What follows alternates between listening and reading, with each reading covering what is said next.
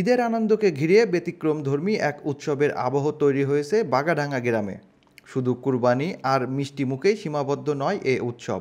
নানা খেলাধুলার আয়োজন যেন পুরো গ্রাম জুড়ে সৃষ্টি করেছে মিলনের এক অনন্য পরিবেশ।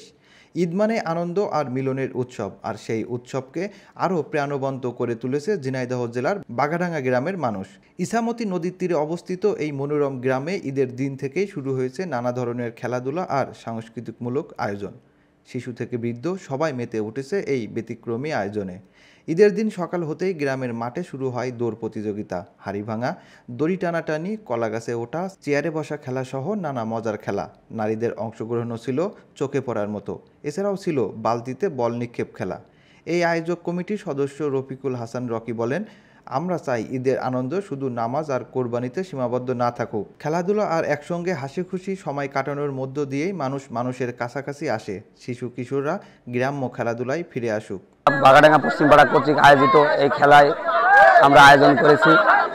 এতে আমরা যতটা আনন্দিত, তার থেকে আমাদের সবার সাথে ঈদের পুনর্মিলনী এবং বহিরাগত যারা চাকরিজীবী এবং ছোট বড় সবাই মিলে এই উদযাপন করতে পারছি। এর জন্য লাখো কোটি শুকরিয়া মহান আল্লাহ তাআলার দরবারে। এবং সবাইকে দেখে আজ মনে হচ্ছে যে আসলেই আমরা সেই শৈশবের সেই দিনগুলোতে ফিরে পেয়েছি।